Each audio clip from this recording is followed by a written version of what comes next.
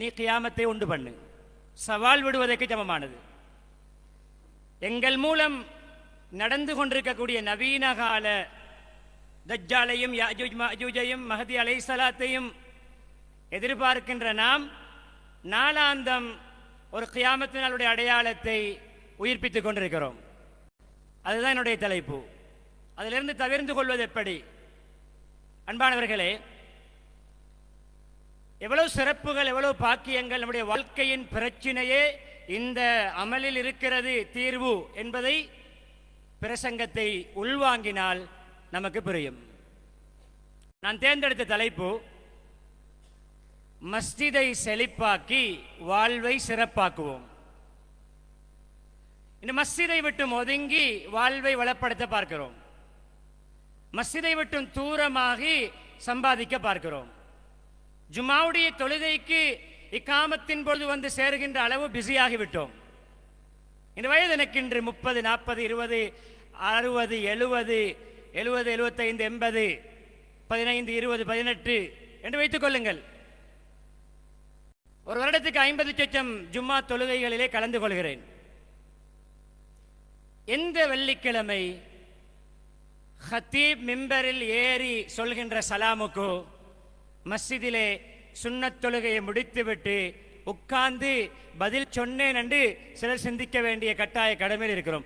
சிலர் வாழ்க்கையில் அப்படிப்பட்ட ஒரு வெள்ளிக்கிழமை அடையாமல் கபருக்கு போய்விட்டார்கள். அன்பானவர்களே, மஸ்ஜிதை செழிப்பாக்குகின்ற விடயம் 2 வகைப்படும். ஒன்று, 3 சொல்லலாம். நிர்வாக ரீதியாக மஸ்ஜிதுடைய அட்மினிஸ்ட்ரேஷன், மஸ்ஜிதுடைய பராமரிப்பு நிர்வாக கடமை. அது தனித்தலைப்புகளில் பேசப்படுகின்ற விடயம், அதுவல்ல என்னுடைய தலைப்பு. 2வது பகுதி தஅமீர் அல் மஸ்ஜித் அல் ஹிஸ்ஸி, புலன்களுக்கு தென்படுகின்ற செழிப்பு. அதுவும் என்னுடைய பிரதான தலைப்பு அல்ல. என்றாலும் அதோடு சம்பந்தப்பட்ட 1-2 உதாரணங்களை முதன்மையில் சொல்கிறேன். தமீமுத் தாரி ரலியல்லாஹு அன்ஹு அவர்கள் ஹிஜ்ரி 9ஆம் ஆண்டு மஸ்ஜிது நபவிக்கு ஒரு விளக்கு வைக்கிறார்கள், ஒளியூட்டுகிறார்கள். அதுவரைக்கும் மகரிபுடைய, இஷாவுடைய, ஃபஜருடைய தொழுகைகள் இருட்டில் தான் நடக்கும். பூர்ண சந்திரனுடைய நாட்களிலே வெளிச்சமாக இருக்கும். முஹம்மது ஸல்லல்லாஹு அலைஹி வஸல்லம் அவர்கள் திடீரென்று பார்க்கிறார்கள், மஸ்ஜிதிலே விளக்கேற்றப்பட்டிருக்கிறது. அவர்கள் ஏதோ ஒரு வெளிநாட்டு பயணம் போனார்கள். அங்குள்ள ஒரு விடயத்தை கண்டு என்னுடைய மஸ்ஜிதுக்கும் இதை நான் ஏற்படுத்த நல்லமே என்று ஒரு லேம்பை, ஒரு விளக்கை ஏற்றி ஒளியூட்டினார்கள். இது ஒரு வகையான மஸ்ஜிதை செழிப்பாக்குகின்ற ஒரு பணி. முஹம்மது ஸல்லல்லாஹு அலைஹி வஸல்லம் துஆவை பாருங்கள். யார் வைத்ததுன்னு கேட்டார்கள். தமீமுத் தாரி ரலியல்லாஹு அன்ஹு. தமீமுத் தாரி எல்லாம் கூப்பிட்டு சொன்னார்கள், அழகான ஒரு துஆ, நவ்வர்தல் இஸ்லாம் வ நவ்வரக அல்லாஹு ஃபித் துன்யா வல் ஆখিরা. மஸ்ஜிதை ஒளியூட்டினீர்கள் என்று சொல்லவில்லை, மஸ்ஜிதுக்கு விளக்கேற்றினீர்கள் என்று சொல்லவில்லை. சொன்னார்கள், நவ்வர்தல் இஸ்லாம், இஸ்லாத்துக்கே ஒளியூட்டி விட்டீர்கள். இம்மையிலும் மறுமையிலும் அல்லாஹ் உங்களை ஒளிமயமாக்குவானாக. ஒரு கருத்த நிற பெண்மணி, பெண்ணுடைய பெயரே பிரபலியம் இல்லாத நிகழ்வுகள் தான் கிதாபுகள் எழுதப்பட்டிருக்கின்றன. பிரபலியமற்ற ஒரு பெண்மணி, கருப்பு நிற பெண்மணி என்பதுதான் அடையாளம்.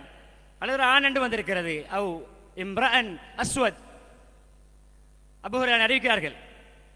அவருடைய வேலை நாளாந்த மஸ்ஜிதுக்கு வந்து கிளீன் பண்ணுவது. எந்த உலக ஆதாயங்களை மேற்பார்க்காமல் மஸ்ஜிதை கிளீன் பண்ணுவது, மஸ்ஜிதை சுத்தமாக வைப்பது முஅத்தினுடைய, மஸ்ஜித் ஊழியருடைய பணி மாத்திரம் அல்ல. ஒரு அழுக்கை கண்டால், ஒரு துரும்பை கண்டால், ஒரு தூசியை கண்டால் ஒவ்வொருவரும் அதை துடைப்பது, அதை சுத்தப்படுத்துவது, அதை புதைக்க வேண்டிய இடத்தில் புதைப்பது, அகற்ற வேண்டிய அழுக்குகளை அகற்றுவது ஒவ்வொரு முஸ்லிம் மீதும் கடமை. அன்பானவர்களே, ஒரு நாள் அந்த பெண்ணை காணவில்லை. எங்கே அந்த பெண்? எங்கே அந்த மனிதர்? யார சொல்ல, நேத்து மௌத்து. பெரிய ஒரு விஐபியா, அரசியல்வாதியா, பணக்காரரா, பெரிய ஒரு செல்வாக்குள்ளவரா? இல்லை, அவருடைய பெயரே பிரபலியம் இல்லாத ஒரு சாதாரண ஒரு மனிதர். அவளை ஆதந்து மூனி அப்படி ஜனாசா செய்தி எனக்கு சொல்ல தெரியாதா? ஏன் எனக்கு ஜனாசா செய்தியை சொல்லவில்லை? யாருடைய ஜனாசா? மஸ்ஜிதை கிளீன் பண்ணுகின்ற ஒரு சுத்திகரிப்பு பணியாளருடைய ஜனாசா. காட்டுங்கள் கபரை. அடக்கிவிட்டோம். ஏன் சொல்லவில்லை? யார் சொல்ல இல்லை, இரவு நேரம் உங்களுக்கு ஏதாவது தீங்குகள் தொந்தரவுகள் ஏற்படும் என்று நாங்கள் அடக்கிவிட்டோம், காட்டுங்கள் கபரை. கபருக்கு போனார்கள். விடுபட்ட ஜனாசா தொழுகை கபரில் தொழுதுவிட்டு சொன்னார்கள், கபரு பொதுவாக இருள் சூழ்ந்ததாக இருக்கும். கபராளிகளுக்கு கபரு பொதுவாக இருள் சூழ்ந்ததாக இருக்கும். நான் தொழுகை நடத்துவதன் மூலம் நான் எந்த மையத்துக்கு தொழுவிக்கிறேனோ அல்லது துவா செய்கிறேனோ அந்த கபரு ஒளிமயமாகும் என்றார்கள். மஸ்ஜிதை கிளீன் பண்ணியவருக்கு கபரிலே கிடைத்த பரிசு நன்மாராயம். இதை இத்தோடு நிறுத்திக் கொள்கிறேன். மஸ்ஜிதுடைய ஒழுக்கத்தில் ஒரு நிகழ்வை சொல்லி பிரதான தலைப்பை தொடர்கிறேன். அன்பானவர்களே, மாமேது அபு ஹனீஃபா ரஹ்மத்துல்லாஹி அலைஹி மஸ்ஜிதை மதித்த அவர்களுடைய நடைமுறையை சொல்லும் பொழுது சொல்லுகிறார்கள், அன்பானவர்களை அவர்களும் சொல்லுகிறார்கள், மாணவர்களும் சொல்லுகிறார்கள், பல்லாண்டு காலமாக மஸ்ஜிதுக்குள் சுவரிலோ தூணிலோ சாய்ந்து உட்கார மாட்டார்களாம். சாய்ந்து உட்காருவதை கூட அவமரியாதையாக பார்த்தார்களாம். நோயாளிகள், வருத்தமுள்ளவர்கள் சாய்வது தவறல்ல, ஆனால் சாய்ந்திருப்பதில் அதிகமானவர்கள் வாலிபர்களாக இருப்பார்கள். இந்த காலம் அபூ ஹனீஃபா ரஹ்மத்துல்லாஹி அலைஹி மஸ்ஜித் சாய்ந்து கூட உட்கார மாட்டார்களாம். அல்லாஹ்வுடைய மாளிகையில் இது ஒரு அவமரியாதையாக இருக்குமோ? மஸ்ஜிதை அவமதிப்பது மதிப்பது என்ற தலைப்பில் ஒரு விடயத்தை முன்வைத்துவிட்டு இப்பொழுது மஸ்ஜிதை செழிப்பாக்குவது அமல்கள் மூலம், இபாதத் மூலம், திக்ர் மூலம், குர்ஆன் திலாவத் மூலம், மஸ்ஜித் பஸ் மஸ்ஜிதை அடிப்படையாக கொண்ட சமூகம் உருவாகாத வரை சமூகத்தை எழுச்சி பாதையில் கொண்டு போக முடியாது. மஸ்ஜிதை விட்டும் தூரமாகியதுதான் ஒழுக்க இனத்துக்கு காரணம். மஸ்ஜிதை விட்டும் நம்முடைய கல்வி நடவடிக்கை தூரமாகியதுதான் ஒழுக்க இனத்துக்கு காரணம். ஆசிரியர்களுக்கு அடிப்பதும், முட்டக்கடிதம் எழுதுவதும், சோசியல் மீடியாக்களில் ஆசான் ஆசிரியர்களை பரிகாசம் செய்வதும், பட்ட பேர் சூட்டி அழைப்பதும், பொது போக்குவரத்துகளிலே ஆசிரியர்கள் நின்று கொண்டிருக்கும் பொழுது மாணவர்கள் உட்கார்ந்து பயணிப்பதும், ஒரு காலத்திலே முஅல்லிம் உஸ்தாத் சேர்மார்களை கண்டால் 1 கிலோமீட்டருக்கு அங்கால் கண்டாலும் பார்வை கூர்மையாக இருந்தால் பைக்கில் இருந்து சைக்கிளில் இருந்து இறங்கி தள்ளிக்கொண்டு போவோம். இன்று ஹிண்டுக்கு ஹோன் அடித்து விட்டு போகின்ற காலம், வேகமாக ஓட்டிச் செல்கின்ற காலம். ஏன்? மஸ்ஜிதை விட்டும் ஆன்மீகத்தை விட்டும் ஸ்பிரிச்சுவாலிட்டி என்று சொல்கின்ற ஆன்மீகம் நம்முடைய மாணவர்களிடம் இல்லை. மாணவர்கள் புறமிருந்து முகத்தில் கரியை பூசிக் கொண்டிருக்கிறோம். வெறும் டிகிரிகளையும், வெறும் ப்ரமோஷன்களையும், ஹையர் ஸ்டடிகளையும் மாத்திரம் கொடுக்கிறோம். கிளாஸ் போன பிள்ளையிடம் லஞ்ச் எடுத்தியா, சாப்பிட்டியா, பசியோடு இருக்க வேணும், டைமுக்கு சாப்பிடு என்று சொல்கின்ற பெற்றோர்கள் 3 மணிக்கு கிளாஸ் ஆரம்பித்து 7 மணிக்கு முடிகிறது. அசர் தொழுதியா என்று கேட்டவர்கள் எத்தனை பேர்? அசர் தொழுதியை மிஸ் ஆக்காதே. 5 மணிக்கு கிளாஸ் ஆரம்பித்து 8 மணிக்கு முடிகிறது. மகரிப் தொழுகை எங்கே? இதுதான் தரித்திரியம், இதுதான் முசீபத், இதுதான் தந்தையுடைய கண்ணையே மகன் புடுங்குவதற்கு காரணம். போதை வஸ்து பாவிக்க பணம் கொடுக்காவிட்டால் இதுதான் காரணம். தாயுடைய வயிற்றையே கிழிக்க காரணம். ஒரு தாய் எங்கு பதுக்கினாலும் பணம் காணாமல் போகிறது என்று டப்பாவில் போட்டு விழுங்கி விட்டு படுப்பாராம். அதை கண்ட போதை வஸ்து பாவிக்கின்ற மகன் தாய்க்கு ஆபரேஷனை பண்ணிவிட்டான். இதெல்லாம் எங்கு உருவாகியது? மஸ்ஜிதில் இருந்து தூரமாகிய சமூகத்தின் மூலமாக. அன்பானவர்களே, சிறப்புகளை மாத்திரம் அடுக்கிக் கொண்டு போனால் எனக்கு தரப்பட்ட நேரம் இடம் கொடுக்காது. முக்கியமான விடயங்களை சொல்வேன். ஆன்மீகத்தோடு தொடர்பானவர்கள் செழித்தார்கள், பிரகாசித்தார்கள். வைத்தியத்துறையின் தந்தை இப்னு சீனா, அவரை வைத்தியத்துறையின் தந்தை என்ற பகுதியில் அந்த அந்த அந்த எங்களிலே மாத்திரம் பார்க்கிறோம். அவருடைய ஆன்மீகம், அவருடைய கொள்கை ரீதியாக சில விடயங்கள் பேசப்பட்டிருக்கின்றன. அது அல்லாஹ்வும் அவருக்கும் உரிய விடயம் என்றாலும் அவர் அவருடைய ஆன்மீக தொடர்பை, அவருடைய ஆய்வு மையத்துக்கும் மஸ்ஜிதுக்கும் இருந்த தொடர்பை விவரிக்கிறார். நான் என்னுடைய ஆய்வு கூடத்தில், என்னுடைய லெப்பிலே, என்னுடைய ரிசர்ச் சென்டரிலே ஆய்வு செய்வேன். ஆய்வில் முடிவெடுக்க, ஃபைனல் டிசிஷன் கன்ஃபியூஸ் ஆகும் பொழுது, இறுதி தீர்மானம் எடுக்க தடுமாற்றம் ஏற்படுகின்ற பொழுது உடனே மஸ்ஜிதுக்கு போவேன். வைத்தியத்துறையின் தந்தையை வைத்தியத்துறைக்கு முன்மாதிரியாக எடுக்கின்ற நாம் அவருடைய மஸ்ஜிதுடைய தொடர்பை ஏன் விட்டோம்? மஸ்ஜிதுக்கு போவேன், வுது செய்வேன், அந்த சந்தேகத்தை 2 ரக்காத் தொழுது அல்லாஹ்விடம் கேட்டு முடிவு, தொழுது விட்டு வந்த ஆய்வு கூடத்திலே அமர்வேன், முடிவு வெளியாகும். ஆன்மீகம், மஸ்ஜித் அதற்குரிய ஆணிவேர். அன்பான மஸ்ஜிதுக்கு வருகிறோம், இப்பொழுது வந்தோம் ஆயிரக்கணக்கான பேர். இப்பொழுது இந்த ஹுதா ஜும்மா மஸ்ஜிதில், ஹிங்குலோய மஸ்ஜிதில் அமர்ந்திருக்கிறோம். எத்தனை பேர் மஸ்ஜிதுக்குள் வரும் பொழுது வலது கால் எடுத்து உள்ளே வைத்து வந்தோம்?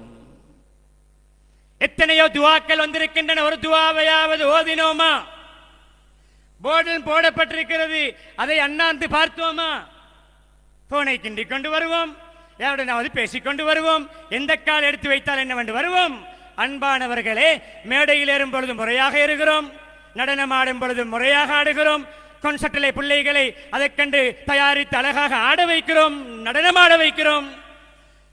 பாவங்கள், இஸ்லாத்துக்கு புறம்பான விடயங்களை பெர்ஃபெக்டாக செய்கிறோம். எப்படியான ஸ்காட்களிலே அழகாக நடமாட பயிற்றுவிக்கிறோம். மஸ்ஜிதுக்கு வரும் பொழுது 30 வருடங்களாக வருகிறேன், 40 வருடங்களாக வருகிறேன், 15 வருடங்களாக வருகிறேன், 10 வருடங்களாக வருகிறேன். வாழ்க்கையில் ஒரு தடவையாவது வலது காலை எடுத்து வைத்து விட்டு வரவில்லை என்றால் எங்கு போய்கொண்டிருக்கிறோம்? அவுது பில்லாஹில் அதீம் வபிவஜ்ஹில் கரீம் வசுல்தானில் கதீம் மினஷ் ஷைத்தானிர் ரஜீம் அல்லாஹும்ம ஃப்தஹ் லி அப்வாப ரஹ்மதிக். ஒரு துஆ, பிஸ்மில்லாஹ் வஸ்ஸலாத்து வஸ்ஸலாமு அலா ரசூலில்லாஹ். மஸ்ஜிதுக்குள் வரும் பொழுது ஸலவாத் இருக்கிறது, எத்தனை பேருக்கு தெரியும்? அல்லாஹும்ம ஃப்தஹ் லி அப்வாப ரஹ்மதிக்.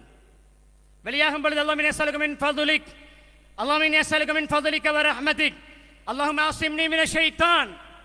இந்த துஆவோடு வெளியே போகின்ற பொழுது ஷைத்தான் சொல்வானாம், ஹுஃபில மின்னி சாயிரல் யௌம், இன்றைய தினம் முழுக்க என்னை விட்டும் அவனுக்கு ப்ரொடெக்ஷன் கிடைத்து விட்டது, என்னை விட்டும் அவனுக்கு என்னுடைய ஊசலாட்டங்களை விட்டு பாதுகாப்பு பெற்று விட்டான் என்று ஷைத்தானை கட்டவுத்தர கொடுத்து விட்டு எஸ்கேப் ஆகுவான். ஒரு துஆ ஷைத்தானியத்தான பாவங்களை விட்டு நம்மை பாதுகாக்கும். அன்பானவர்களே, வந்தவுடன் தஹியத்துல் மஸ்ஜித் என்ற தொழுகை இருக்கிறது தெரியுமா? மஸ்ஜிதுக்கான காணிக்கை எந்த நேரத்தில் வந்தாலும் தெளிவாக விளங்கிக் கொள்ளுங்கள். காரணம் முந்திய தொழுகைகளில் சேர்க்கப்படுகிறது. அசருக்கு பின்னால் வந்தாலும் காரணம் பின்னால், இதற்கு பின்னால் காரணம் இருக்கின்ற தொழுகைகள். அசருக்கு பின்னால் அசர் தொழுதவர் சூரியன் என்ன மறையும் வரைக்கும், மகரிபாகம் வரைக்கும் தொழக்கூடாது. ஆனால் தஹியத்துல் மஸ்ஜித் தொழுவது என்பது அஸ்ஸபபுல் முத்தகத்திம், ஏற்கனவே மஸ்ஜிதுக்கு வந்த செயல் முடிந்து விட்டது. அசருக்கு பின்னாலும் தஹியத்துல் மஸ்ஜித் தொழ வேண்டும். யாருக்கு தெரியும் எத்தனை பேர் தொழுகிறோம்? மஸ்ஜிதின் காணிக்கை அப்படிப்பட்ட அல்லாஹ்வுடைய மாளிகை தான் மஸ்ஜித். வந்தால் என்ற தொழாமல் போகக்கூடாது. ஒரு உது செய்தார், அப்படி உட்கார்ந்திருந்தார். அதான் சொல்லும் பொழுது வெளியே போக சிலருக்கு பேசிக்கொண்டிருக்க, அரட்டை அடிக்க மஸ்ஜிதுடைய எல்லைக்கு வருவது, மஸ்ஜிதுடைய ஃபேனை போட்டு அரட்டை அடித்துக் கொண்டிருப்பார்கள். அதான் சொல்லும் பொழுது எஸ்கேப் ஆகுவார்கள். அன்பானவர்களே, அதானை கேட்டு எஸ்கேப் ஆகின்றவர் யார் என்று தெரியும் தானே? மன்னித்துக் கொள்ளுங்கள்.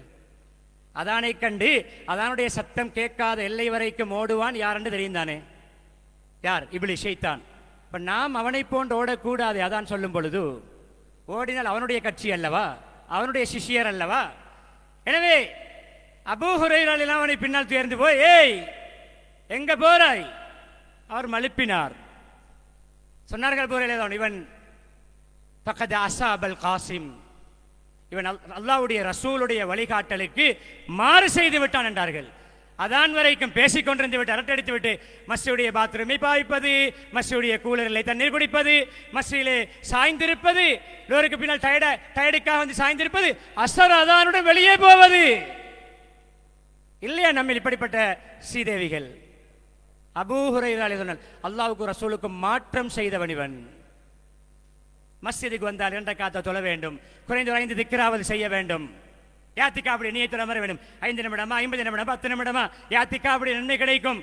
யாத்திகாப் இருப்பவர் நோம்பிலே இறுதி பத்தில் இருப்பது அது குறிப்பிட்ட கால விசேட யாத்திகாப். நாளாந்த ஒரு 3 நிமிடம் உள்ளே இருந்தாலும் யாத்திகாவுடைய நியத்தோடு இருந்தால் நம்முடைய உறுப்புகளை நரகத்திலிருந்து விடுதலை செய்வதற்கு ஈடான நன்மைகள் கிடைக்கும். பாவங்களை விட்டும் உறுப்புகளை அல்லாஹ்வுக்கு படைக்கின்ற அமல் தான் யாத்திகாப். எனவே மஸ்ஜிதுக்கு வந்தால் நவைத்துல் யாத்திகாப் ஃபீ ஹாதல் மஸ்ஜித் லில்லாஹி தஆலா, வார்த்தையில் மொழியாவிட்டாலும் உள்ளத்தால் நான் இருக்கின்ற நேரம் வரைக்கும் அல்லாஹ்வுக்காக, இபாதத்துக்காக, திலாவத்துக்காக, திக்ருக்காக, உள்ளச்சத்துக்காக, அழுகைக்காக யாத்திகாப் இருக்கின்ற நியத்.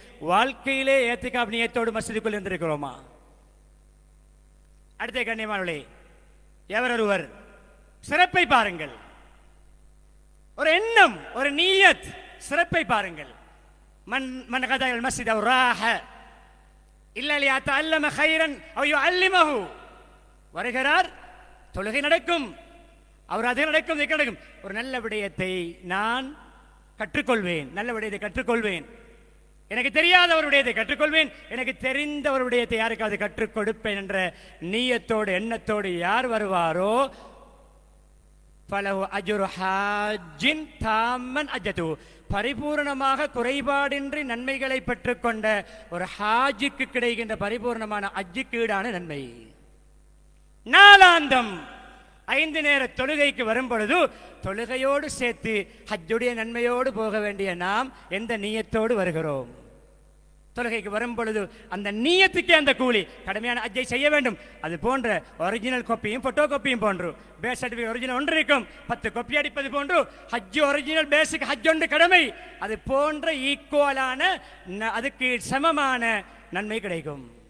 அடுத்த ஹதீஸ், அஅத்தல்லாஹு லஹு நுஸுலா, காலை மாலை தொழுகை கண்டு வரவில்லை, காலை மாலை எத்தனை தடவை யார் மஸ்ஜிதுக்கு வருவாரோ அவர் வரும் பொழுதெல்லாம் காலையில் எத்தனை தடவை, மாலையில் எத்தனை தடவை, டோட்டலாக எத்தனை தடவை வருகிறாரோ அத்தனை விருந்து பசாரங்களை சுவர்க்கத்திலே அல்லாஹ் ஏற்படுத்துகிறான். சுவர்க்கத்துடைய விருந்தாளி மஸ்ஜிதுக்கு வருபவர். மஸ்ஜிதுக்கு வரும்பொழுது என்ன நினைத்து வைக்கணும்? அல்லாஹ்வுடைய விருந்துக்கு போகிறேன், அல்லாஹ்வுடைய விருந்துக்கு என்னுடைய பெயரை கொடுக்கிறேன், அல்லாஹ்வுடைய சுவர்க்கத்துடைய விருந்தாளிகளுடைய பட்டியலிலே என்னுடைய பெயரை நான் பதிகிறேன். அதே போன்று கண்ணியமானவர்களே, வீட்டிலே வுது செய்கிறார், இருக்கின்ற இடத்திலே வுது செய்கிறார், அப்படியே மஸ்ஜிதுக்கு வருகிறார், மஸ்ஜிதுக்கு வுதுவின் பிறகு மஸ்ஜிதுக்கு வருகிறார். ஒவ்வொரு 8க்கும் ஒரு பாவம் மன்னிக்கப்படுகிறது, ஒவ்வொரு 8க்கும் ஒரு அந்தஸ்து உயர்த்தப்படுகிறது. ஒரு 100 மீட்டர் என்றால், ஒரு மீட்டருக்கு ஒரு 4 அடி வைக்கிறோம் என்றால், ஒரு 3 அடி வைக்கிறோம் என்றால், ஒரு யாருக்கு 300, வருவதற்கு 300, போவதற்கு 600, 100 மீட்டருடைய உதாரணம், 100 மீட்டர் தூரத்துடைய உதாரணம். வருவதும் போவதும் 600 எட்டுக்களா? 600 பாவங்கள் மன்னிக்கப்படுகிறது, 600 அந்தஸ்துகள் உயர்த்தப்படுகிறது. வேறொரு ஹதீஸிலே வெள்ளிக்கிழமைக்கும் குறிப்பாக வந்திருக்கிறது, 600 நன்மைகள் எழுதப்படுகிறது. 600 100 மீட்டர் தூரத்தில் நடந்து வருபவருக்கு 5 நேர தொழுகைக்கு 5×6 3000 நன்மைகள், 3000 அந்தஸ்துகள், 3000 பாவங்கள் மன்னிக்கப்படுகிறது. அந்த நடை மஸ்ஜிதை நோக்கிய நடை. அவர் நடந்து போகும் பொழுது கானத் லஹு நாஃபிலா ஸலாத்துஹு வ மஷ்யுஹு லஹு நாஃபிலா, அவருடைய நடை அவருக்கு நஃபில் தொழுகை, அவருக்கு நஃபில் தொழுகை. ஒரு மூத்த சஹாபி இருந்தார் ரலியல்லாஹு அன்ஹு, அவர்தான் மஸ்ஜித் நபவியிலிருந்து மிக தொலைவில் உள்ள வீடு, தூரமாக வசிக்கக்கூடியவர். ஒவ்வொரு நேர தொழுகையும் மஸ்ஜிதிலே தவறாது. பரிதாபப்பட்டு சஹாபாக்களில் ஒருவர் மஷூரா சொன்னார், பெரியவரே, நடந்து வருகிறீர்கள், தொலை தூரம், கழுதையாவது வாங்கிக் கொள்ளலாமே, நம்முடைய பாணியில் ஒரு ஒரு பைக்கையாவது வாங்கிக் கொள்ளலாமே, ஒரு புஷைக்கலாவது வாங்கிக் கொள்ளலாமே, ஒரு மோட்டார் பைக்காவது வாங்கிக் கொள்ளலாமே. என்ன தெரியுமா சொன்னார்? இந்த உரையாடலை முஹம்மது ஸல்லல்லாஹு அலைஹி வஸல்லம் கேட்டுக்கொண்டிருக்கிறார்கள். இவரிடம் ஒருவர் கேட்பதும் அவர் பதில் சொல்வதும். அவர் சொன்னார், நான் வருகின்ற போகின்ற தொலை தூரம் என்னுடைய நன்மை ஏட்டிலே எழுதப்பட வேண்டும் என்ற அவாவோடு தான் நான் நடந்தே வருகிறேன். எனக்கு நடந்து வருவதற்கு ஆரோக்கியம் இருக்கிறது. மஸ்ஜித் நபவியிலிருந்து தொலைவில் உள்ளவர், ஆக தொலைவில் உள்ள வீடு அவருடைய வீடு. சொன்னார்கள். நபி ஸல்லல்லாஹு அலைஹி வஸல்லம் கேட்டுக்கொண்டு வந்து விட்டு ஃபக்கத் ஜமா அல்லாஹு லக மா ரஜௌத் மா நவைத் மா அரத், நீங்கள் நாடியது போன்று வருவதும் போவதுமான தூரத்துடைய எட்டுக்களுடைய நன்மைகளை அல்லாஹ் உங்களுடைய ஏட்டில் பதிந்து விட்டான். பனு சலமா கோத்திரத்தார்கள், அந்த ஃபேமிலி, சிறு குடும்பங்கள், ஒரு கோத்திரம். அவர்கள் அப்படியே அந்த கோத்திரத்தார்கள் கொஞ்சம் மஸ்ஜிதுக்கு பக்கத்தில் காணி வாங்கி வீடு அமைத்து குடியேறினால் நல்ல என்று பேசிக் கொள்கிறார்கள். முஹம்மது ஸல்லல்லாஹு அலைஹி வஸல்லம் அவர்களை கேள்விப்படுகிறது. கூப்பிட்டார்கள் குடும்ப தலைவரை, கோத்திர தலைவர். என்ன கேள்விப்பட்ட ஒரு விடயம், மஸ்ஜிதுக்கு பக்கத்திலே குடியேற விரும்புகிறீர்களாம்? யாரும் சொல்ல நல்லதான், அடிக்கடி மஸ்ஜிது நேரங்களை கழிக்கலாம், அவசரமா மஸ்ஜிதுக்கு போகலாம் என்ற கருத்திலே சொன்னார்களாம். யாரும் சொல்ல விரும்புகிறோம். கண்ணியமானவர்களே, சொன்னார்கள் தியாருக்கும் துக்தபு ஆசாருக்கும், உங்களுடைய வீடுகள் மஸ்ஜிதை விட்டும் எவ்வளவு தொலைவில் தூரத்தில் இருக்குமோ உங்களுடைய எட்டுக்கள் எல்லாம் பதியப்படும். உங்களுடைய எட்டுக்கள் எல்லாம் அல்லாஹ் நன்மையத்திலே பதிவான். வேண்டாம் என்று வெளிப்படையாக தடுக்கவில்லை, அவர்களுடைய சுய விருப்பம். நபியர்கள் ஒரு மஷூராவாக சொன்னார்கள், அந்த தூரத்திலிருந்து நடந்து வரும் பொழுது உங்களுடைய எட்டுக்களுக்கு கிடைக்கின்ற நன்மைகள் எழுதப்படுவதை நீங்கள் விரும்பினால் தவிர்ப்பது நல்லமென்ற பாணியிலே சொன்னார்கள். அவர்கள் இருக்கின்ற இடத்திலே வசித்தார்கள். அந்த தொலை தூரம் என்னுடைய அமல்களில் ஏடுகளில் எழுதப்பட வேண்டும் என்று அவர்கள் அதை மனமாற ஏற்றுக்கொண்டார்கள். மஸ்ஜித் பைத்துக்குள்ளி தகி, ஆரம்பத்தில் குர்ஆன் வசனங்களை ஓதினேன். இன்னமா யாமுரு மசாஜித் அல்லாஹ், மஸ்ஜிதை செழிப்பாக்கக்கூடியவர் மன் ஆமன பில்லாஹ், ஈமான்தாரி. மஸ்ஜிதை செழிப்பாக்குவார்கள் ஈமான்தாரிகள் தான். இன்னமா, மஸ்ஜிதை செழிப்பாக்குகின்றவர்கள் என்றால் அவர்கள் ஈமான்தாரிகள் தான். எனவே மஸ்ஜிதுக்குள் இருப்பதற்கு இன்பம் இல்லையா, லைஃப் இல்லையா, இன்ட்ரெஸ்ட் இல்லையா? மஸ்ஜிதுக்குள் இருப்பது போரிங்கா? என்னுடைய ஈமானை பற்றி நாம் பயப்பட வேண்டும். என்னுடைய ஈமான் பயங்கரம். மஸ்ஜிதில் இருப்பது நிம்மதியா, சந்தோஷமா, இன்பமா? மஸ்ஜிதுக்குள் இருப்பது எனக்கு ஒரு நல்ல ராஹத்தா? முஹம்மது ஸல்லல்லாஹு அலைஹி வஸல்லம் அவர்கள் சொல்கிறார்கள், அல்லாஹ் ஏற்கனவே சொல்லிவிட்டான், மன் ஆமன பில்லாஹ், ஈமானுடைய அடையாளம், இதா ரஐத்துமுர் ரஜுல் யாதாதுல் மஸ்ஜித் ஃபஷ்ஹது லஹு பில் ஈமான். ஒரு மனிதர் மஸ்ஜிதோடு நெருங்கிய உறவை பேணுகிறார், அடிக்கடி யாதாது நார்மலாக போய் வருகிறார், அடிக்கடி போய் வருகிறார், அடிக்கடி மஸ்ஜிதுக்கு போய் வருகிறார், அவர் மூமின் என்று நீங்கள் சாட்சி சொல்லுங்கள், அவர் விசுவாசி என்று சான்று பாருங்கள். குர்ஆன் ஆயத், ஹதீஸை நினைத்தேன். அன்பானவர்களே, அப்துல்லா இப்னு ஸுபைர் ரலியல்லாஹு அன்ஹு அவர்கள் அபூபக்கருடைய பேரன், அஸ்மா ரலியல்லாஹுடைய மகன், நபியுடைய மச்சானுடைய மகன். ஓய்வு நேரங்கள் அவர்கள் இருப்பது மஸ்ஜிதில் தான். குடும்பத்துக்குரிய நேரம், வியாபாரத்துடைய நேரம் போக அதிகமாக மஸ்ஜிதில் தான் இருப்பார்கள். சில கேட்பார்கள், என்ன துனியாவுடைய தொழில் விடயங்கள்? ஆம், துனியாவுடைய விடயத்தில் ஈடுபடுகிறேன், அதை நேரத்தை குறைத்துக் கொள்கிறேன், மறுமை பயணத்துக்கு ஆஹிராவுக்கு கூடுதலாக சம்பாதித்துக் கொள்கிறேன். மஸ்ஜிதில் நட்டப்பட்ட தூண் போன்று நின்று வணங்குவார்கள் என்று வந்திருக்கிறது.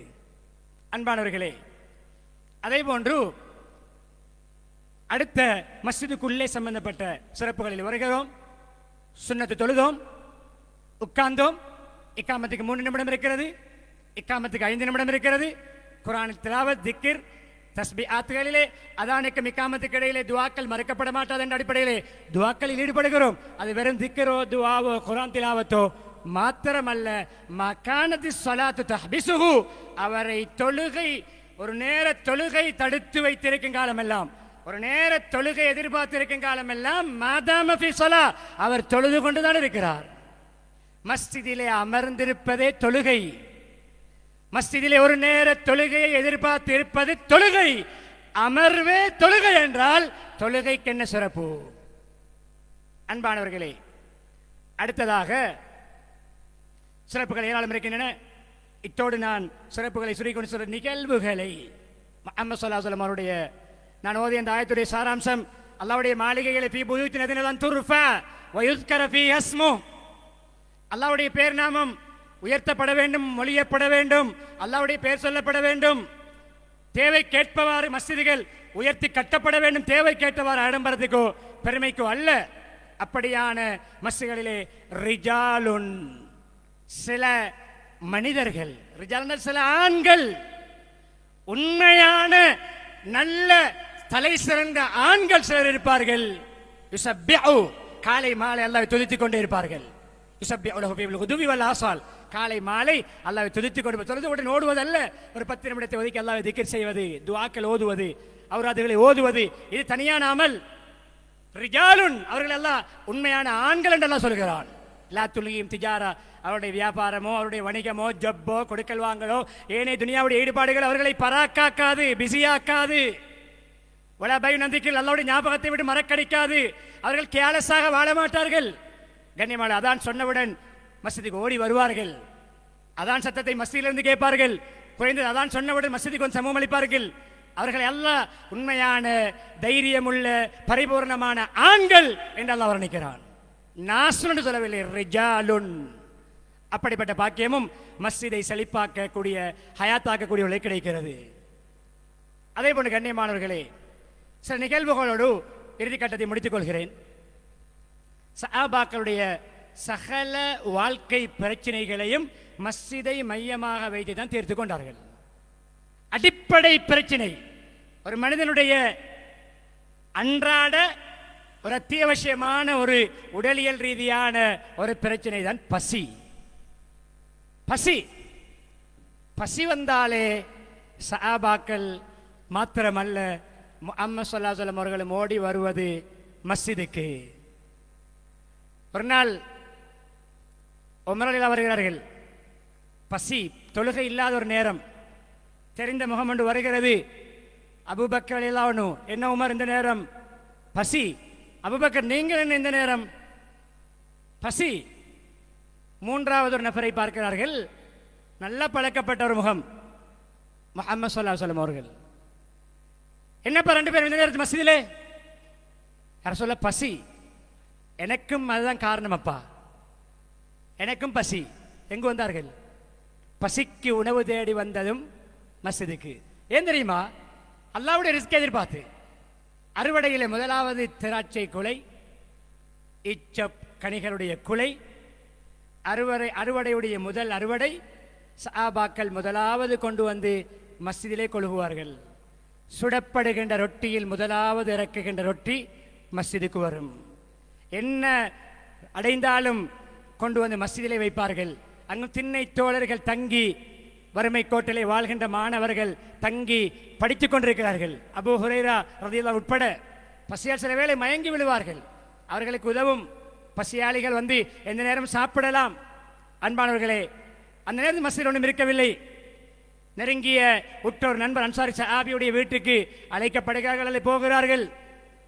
போனவுடன் அவர் வீட்டில் இல்லை. வீட்டார்கள் வரவேற்று அமர வைக்கிறார்கள். சற்று நேரத்தில் ஓடி வருகிறார்.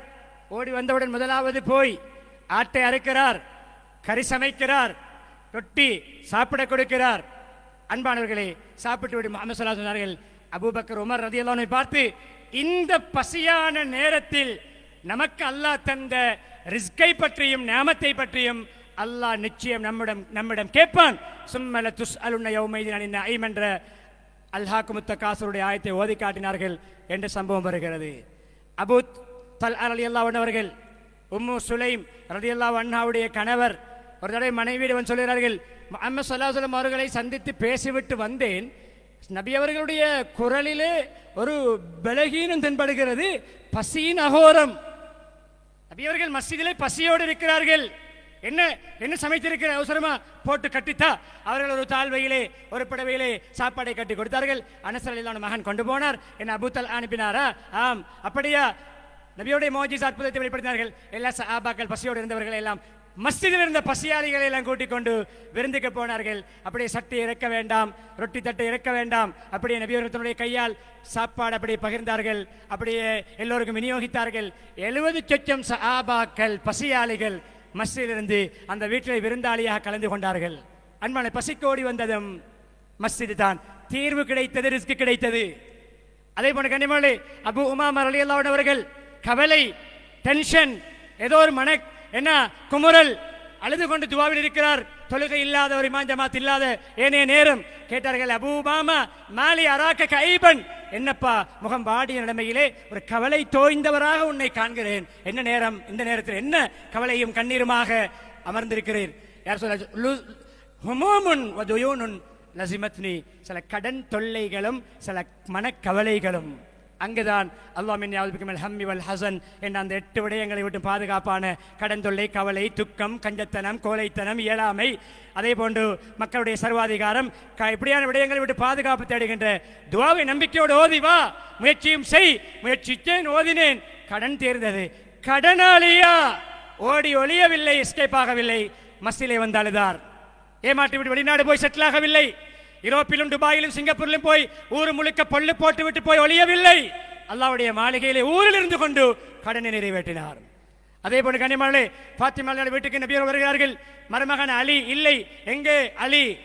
என்னோடு சிறிய மனஸ்தாபம், வீட்டிலிருந்து கொஞ்சம் மனஸ்தாபப்பட்டு போய்விட்டார். வீட்டில் ஒரு பிரச்சனையா, சின்ன பிரச்சனை, என்னவென்று நபியவர்களை கேட்கவில்லை. உடனே மஸ்ஜிதுக்கு தேடி போனார்கள் மருமகனை. ஒரு வகையிலே தம்பி முறை, பெரியப்பாவுடைய மகன், மருமகன், மகளோடு சின்ன மனஸ்தாபம், மனிதன் தானே. எங்கு போனார்கள்?